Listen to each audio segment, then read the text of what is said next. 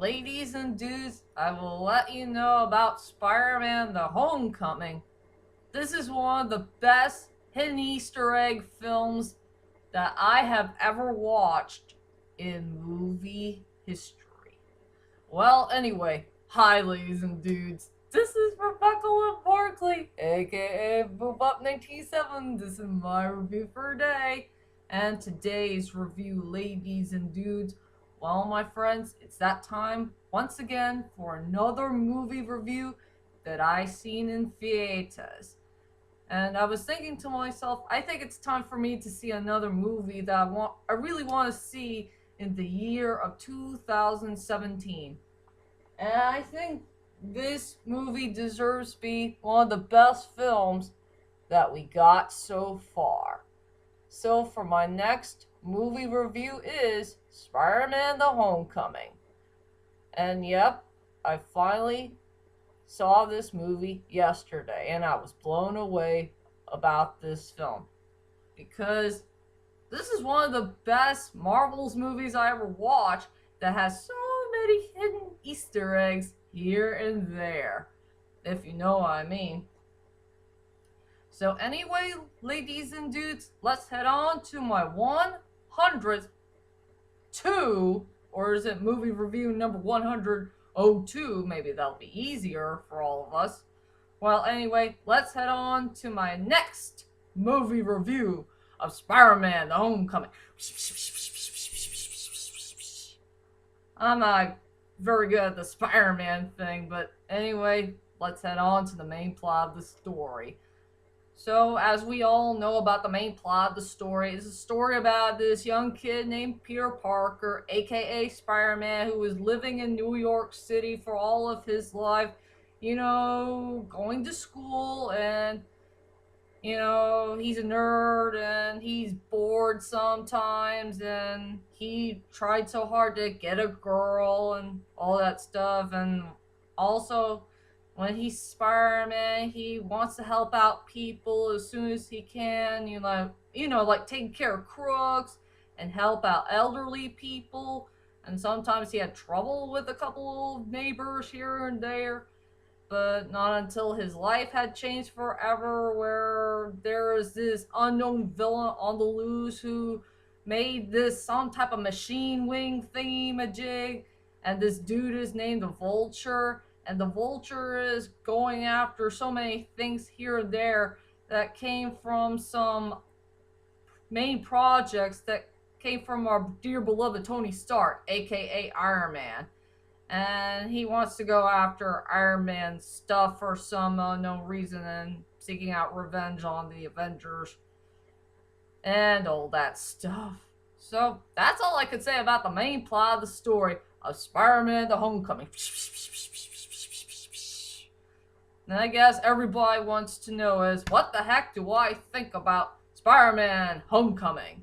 Well, to tell you the truth is, ladies and dudes, I frickin' love this movie. This is one of the best movies that we got so far in the year of 2017. Maybe truly much better than the live action version of Beauty and the Beast, since Beauty and the Beast does have a couple of flaws here and there, but this movie deserves to be a little bit better. But I still know that Logan is truly the best movie so far for me, and since I gave it a 9.5 out of 10. And I'll go ahead and tell you about what the heck do I think about this film. I will say it had a pretty good, interesting storyline. It has great, likable characters. It has a great 80s feel to the film because we missed so many good movies that came from in the 80s. It has good cinematography, it has sceneries and highlight moments of the film, and the score is pretty darn fine. But I will say the best part about this movie is there's a whole ton of Easter eggs to be found in this film. I mean, a lot of good hidden Easter eggs. All the Easter eggs that came from all the other Marvel's films. If you pay attention to which Marvel's movie that you like that has the greatest hidden Easter eggs of all time.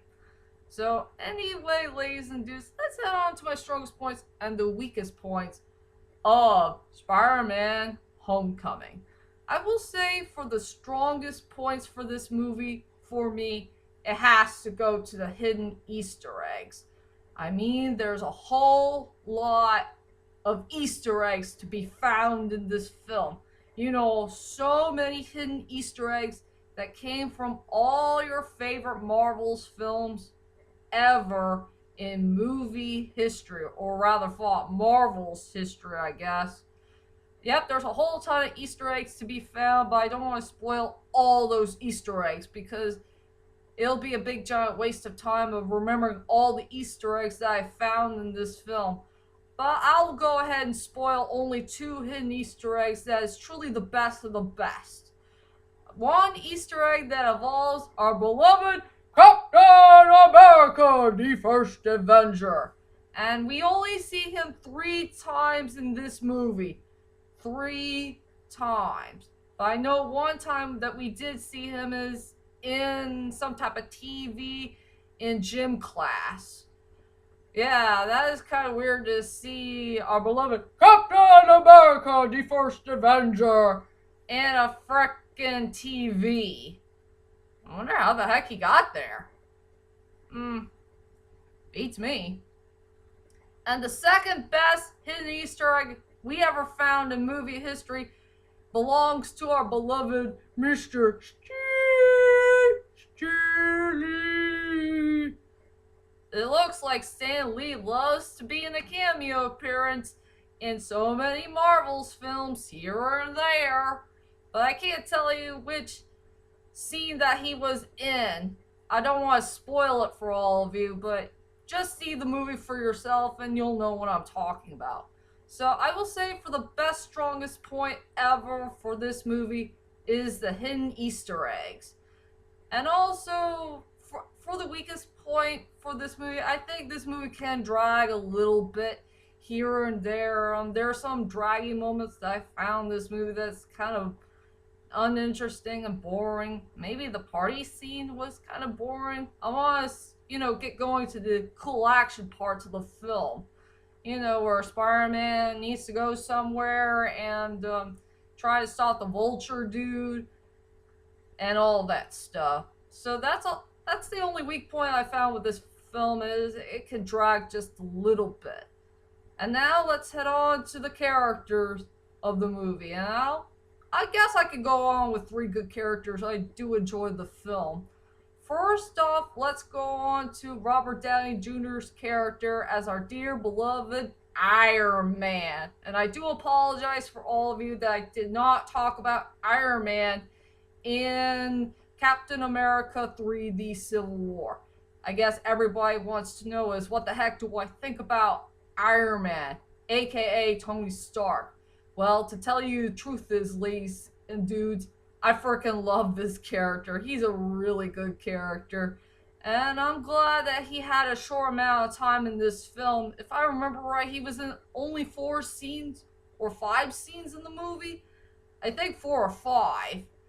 But overall, they did a good job of giving Robert Downey Jr. some really good screen time in the film. I will say, yeah, Tony Stark had a good, interesting storyline. He has a great personality, great attitude. I know he's a rich man, but I'm glad we got a rich person who doesn't care about money so much. All he cares about is trying to help the people out and try to save the world from the wrath of evil and try to make the world a better place. And that's a good positive thing I love about Tony Stark is he's not much of a rich guy. He's more like a man who wants to help out the world and try to make the world a better place. And I'm so happy he was in the film for only like 4 or 5 scenes in this movie, if you know what I mean. So yeah, Tony Stark is a good, interesting character, and I love him as Iron Man. And now let's go on to the Vulture, played by our dear beloved Michael Keaton. And finally, I hope all the fans are really happy, and this is the true moment that everybody has been waiting for, that we finally got a fleshed out and well-developed villain for Marvel's film at long last. I mean, Michael Keaton did a fantastic job as the Vulture. I mean, this villain is so darn awesome. But at least this guy, I think he's more like a misunderstood character than a villain because, we need to understand where this guy is coming from. From his storyline, and he has a family, and there was a part in the film that he was trying to do the rightful thing. I don't know what the rightful thing is, but I just don't want to spoil it for all of you. So I will say Michael Keaton did a really good job playing a villain, and he does have the right to play an interesting villain for a good Marvel's film. So I give this dude 2 thumbs up. And now let's go on to the main character of the story, our dear beloved Peter Parker, aka Spider-Man, played by our new latest actor who's going to play our beloved Spider-Man, Tom Harlan. I will say that Tom Harlan did a great job of playing our dear beloved Spider-Man, aka Peter Parker. I mean, this young man had a great storyline, a great personality, great attitude. He is such a very cool, interesting character. He's very funny, dorky, cute, sweet, kind, and I think, to me, in my opinion, I think this is one of the best Spider-Man dudes that we got so far. I think he's 10 times better than both Tobey Maguire and Andrew Garfield. I mean, this guy nailed Peter Parker and Spider-Man very, very well. And I can't wait to see him in the later on Marvel's films. The latest, The Avenger Part 3, but it's going to be in a 2-part event, and the Spider-Man sequels, whenever they're going to make it in the main future. And to tell you the truth, this about Tom Harlan, I think he is the new version of Michael J. Fox. When I pay attention to his voice very carefully, I think he does have a really nice, beautiful voice of Michael J. Fox, and I think he's a brand new generation of Michael J. Fox, since he does have the 80s feel of Michael J. Fox pretty well, in the Back to the Future films. So yeah, this is a really good movie overall. And I'm glad that we got a good young man who knows how to play Spider-Man very, very well, if you know what I mean. So, anyway, ladies and dudes, here's my final thoughts of Spider-Man Homecoming. Overall, Spider-Man Homecoming is such a great Marvel's movie so far, and one of the best Marvel's movies that has the greatest hidden Easter eggs that you'll ever find in a good Marvel's movie. I mean, this movie had a good storyline, has likable characters, great cinematography, a fine score, and once again, it has so many hidden Easter eggs that you need to find in this film. And this is one of the best films that we got so far in the year of 2017. So for my rating for this movie, I give it a 9 out of 10. Please check out this movie to believe it. If you guys still believe in our beloved, friendly neighborhood guy who has a kind and generous heart, and he wants to help out good people as soon as he can. And that's my whole entire movie review of Spider-Man Homecoming. And tell me, ladies and dudes, what is your most favorite Marvel movie of all time that has the greatest hidden Easter eggs that you can ever find from something, from a movie, I guess. I don't know what to say. Well, whichever it is, leave a comment there and let me know. And join me next time for my next movie reviews to come. I made a promise to my friends. I gotta do the Toy Story saga. I gotta do Bill and Ted's Excellent Adventure. And so much more. I promise I will get into those movie reviews as soon as I can. Whenever I can get there. if you know what I mean. So, I'll see you guys later. Sayonara.